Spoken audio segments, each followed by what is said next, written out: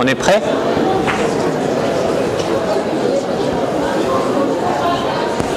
Bonjour. Bonjour. Bonjour. Bonjour.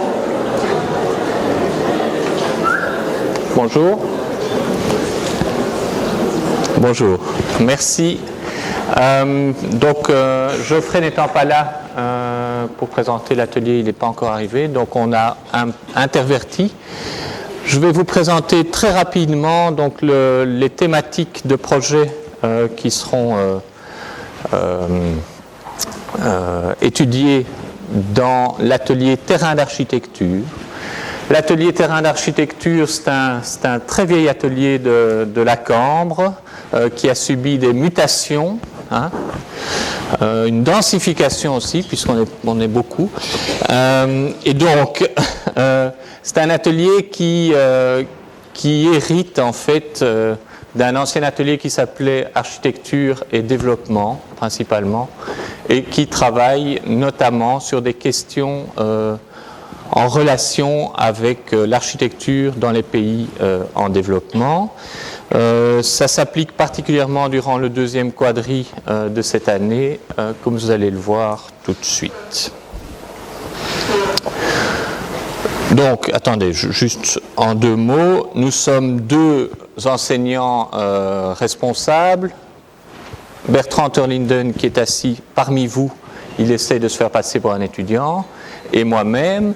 Et ensuite, nous avons une série de ce qu'on appellerait des guest stars, qui sont Graziella Vella, Quentin Nicolaï, Youssef Mrabet, qui sont pour la plupart des doctorants et avec lesquels on a beaucoup de plaisir à travailler. En quelques mots, l'approche de l'atelier, c'est d'envisager un petit peu comme l'atelier précédent, donc l'atelier mutation, la question du projet d'architecture dans un processus historique. C'est-à-dire qu'on croit, on est même convaincu que tout projet d'architecture s'inscrit dans un contexte géographique et temporel précis et qu'on ne fait pas de l'architecture de manière abstraite, on ne fait pas ça n'importe où, n'importe comment.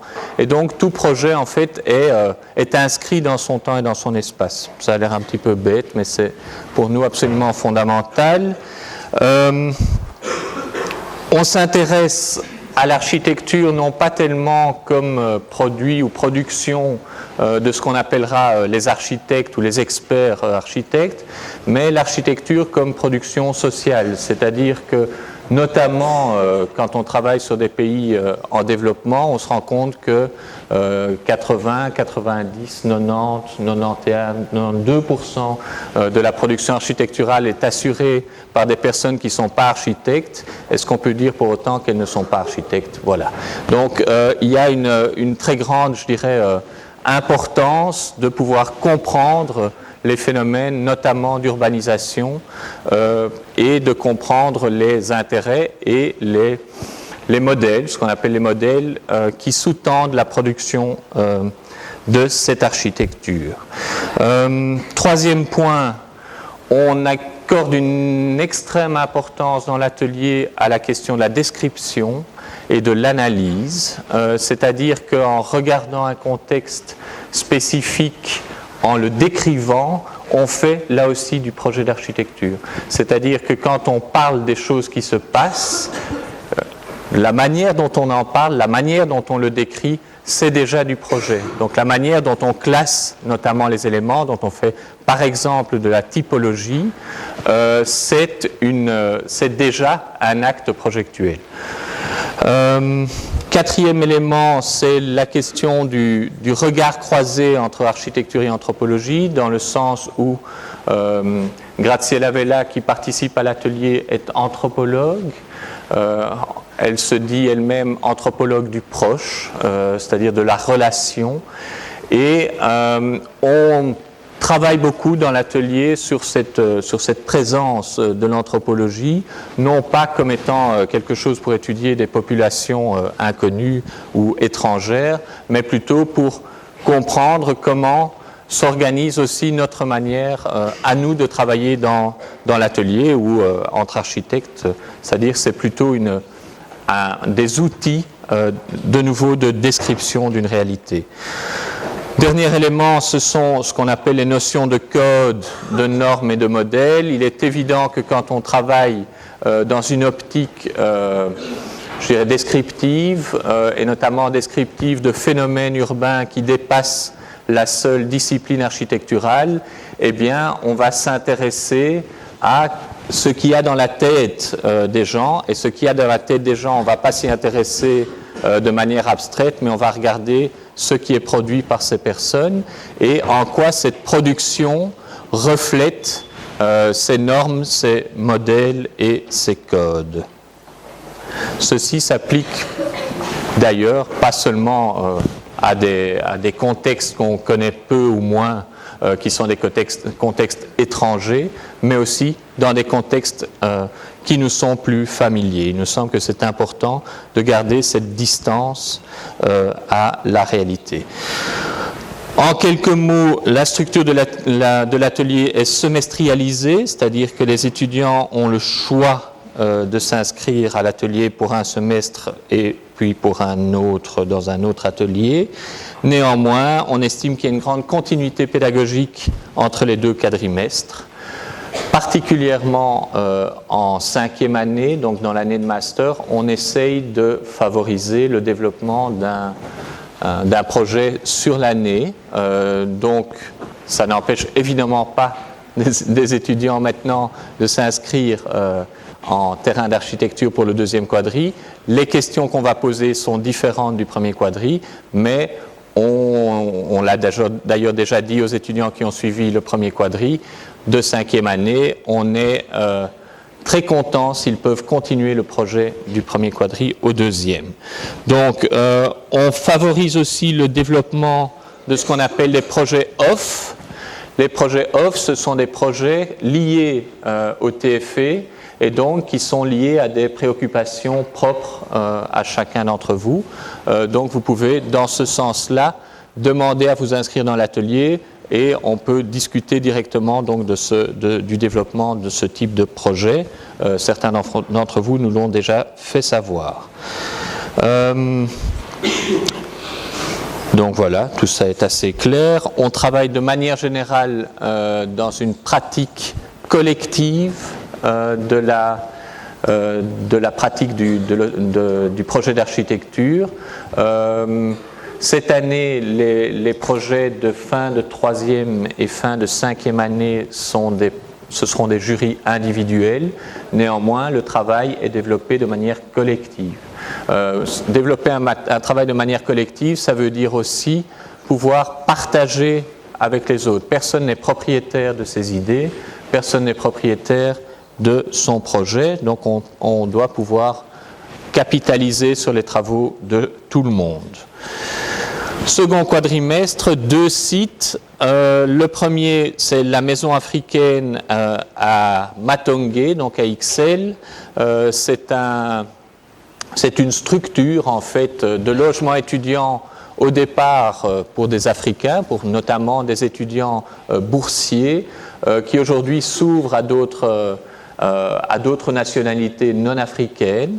Je vais vous montrer juste après une ou deux photos. Et le deuxième projet, c'est un projet sur Larache, donc une ville côtière marocaine. C'est dans ces deux projets, donc c'est les deux projets principaux qu'on va proposer aux étudiants. Le premier projet sur Ixelles, c'est proposé pour un groupe de 6 à 8 étudiants.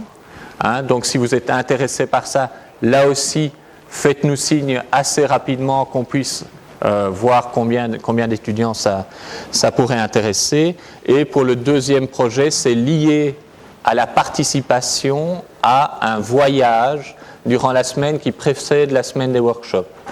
Et donc là, on attend, je dirais, une quinzaine d'étudiants pour ce projet-là.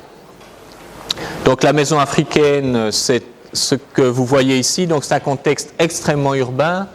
C'est un bâtiment qui accueille un petit peu moins d'une centaine d'étudiants, donc principalement des étudiants boursiers. Et l'intérêt, c'est que une question réelle qui nous est posée par un commanditaire qui est le président donc, de la Maison africaine, et c'est un projet réel, c'est-à-dire que c'est réellement quelque chose qu'ils veulent mettre en œuvre, et leur idée, donc l'idée du président, c'est de pouvoir permettre aux étudiants qui auraient développé un projet réellement intéressant pour eux, de pouvoir éventuellement continuer ce projet après le diplôme. Là, je parle évidemment d'étudiants de 5e année. Donc voilà, ça va être un projet très, très concret, très réaliste, dans lequel on travaille sur la demande de la Maison africaine, c'est de pouvoir augmenter leur offre de petits studios, d'appartements pour étudiants, et de diversifier, c'est-à-dire qu'ils veulent pouvoir rentabiliser un petit peu leur structure en offrant une partie hôtelière qui puisse compenser les manques à gagner de cette structure-là. Et donc, il s'agira de mettre ensemble des publics qui sont peut-être aussi différents. C'est un endroit qui est absolument passionnant. Donc, dans l'énoncé du projet, il y a la possibilité de démolir une des parties des structures existantes pour la reconstruire. Donc il y a vraiment une ouverture totale en termes de programmation. C'est intéressant parce que ça regroupe des étudiants africains, étudiants et étudiantes, et donc il y a là-dedans un microcosme qui se crée qui est absolument passionnant. On aura un local à disposition dans la Maison africaine pour travailler sur place. Ça nous semble être une opportunité assez unique, voilà, de travailler, de développer un projet. Deuxième contexte, c'est le contexte de l'Arrache. On a déjà travaillé avec les étudiants là-dessus l'année passée. On continue. C'est en lien avec la municipalité de l'Arrache et son représentant pour nous, qui est un doctorant ici, qui s'appelle Youssef Mrabet. C'est un travail sur la question de la sauvegarde de l'habitat médinal. Donc, dans les médinas, dans les villes historiques du Maghreb, il y a des phénomènes de paupérisation et de dégradation du bâti et dégradation sociale aussi, c'est-à-dire qu'on a là des populations extrêmement paupérisées, et donc il y a une nécessité de travailler sur l'habitat. C'est un travail ici qui est absolument passionnant, principalement un travail de relevé sur terrain et puis d'analyse et d'étude des typologies pour proposer de nouvelles typologies de construction qui puissent répondre aux besoins. Ce travail va être élaboré donc autour de l'organisation d'un workshop de relevé sur place d'une dizaine de jours, juste avant la semaine commune. Ce workshop de relevé sera réalisé en association avec l'École nationale d'architecture de Tétouan et la participation d'une quinzaine d'étudiants marocains.